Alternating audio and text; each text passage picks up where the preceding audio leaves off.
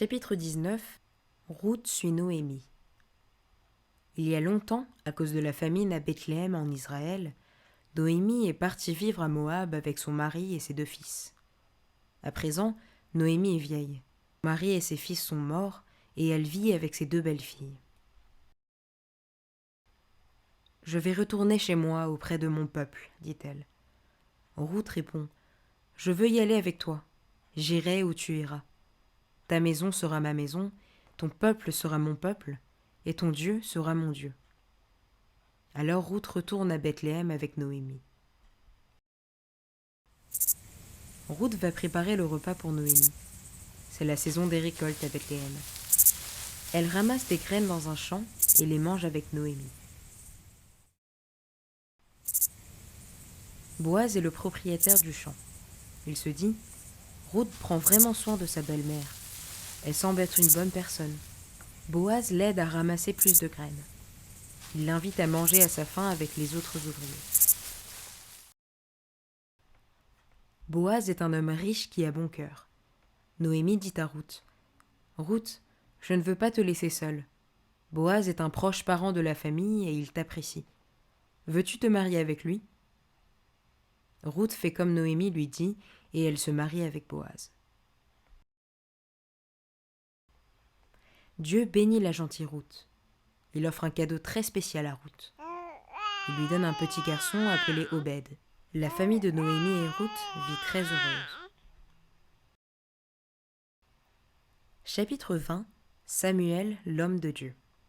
Anne prie en pleurant dans le temple. Elle n'a pas d'enfant. Elkana est un mari très aimant, mais Pénina, l'autre femme d'Elkana, est cruelle avec Anne. Seigneur, aide-moi. Donne-moi un fils et je te l'offrirai.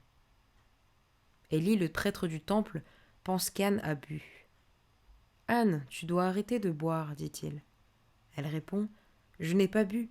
Je prie parce que je suis malheureuse. Alors Élie lui dit : Rentre chez toi en paix. Le Seigneur va exaucer ta prière. Anne rentre chez elle. Dieu lui donne un garçon qu'elle nomme Samuel. Samuel signifie : Le Seigneur a répondu à ma prière. Quand Samuel devient un petit garçon, Anne l'emmène au temple. Je veux offrir cet enfant à Dieu, dit-elle au prêtre. Peux-tu l'aider à servir Dieu ? Élie répond : Oui, bien sûr que je peux l'aider. Anne remercie le Seigneur pour lui avoir donné Samuel. Samuel vit maintenant dans le temple. Il aide le sacrificateur Élie et est au service de Dieu. Samuel obéit à la parole de Dieu.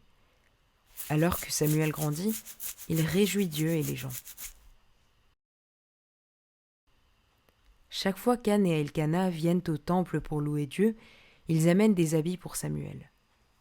Élie bénit Elkana et sa femme. Que Dieu vous donne des enfants pour remplacer celui que vous avez donné à l'Éternel. Dieu donne à Anne 3 autres garçons et 2 filles. Samuel est au service de Dieu dans le temple. Une nuit, il entend une voix qui l'appelle. « Samuel, Samuel !» C'est Dieu qui appelle Samuel. Dieu lui dit des choses, et tout ce que Dieu lui a dit s'est réalisé. Samuel est devenu un grand prophète de Dieu qui annonce sa parole. Il est écouté par tout Israël, et Dieu est avec lui.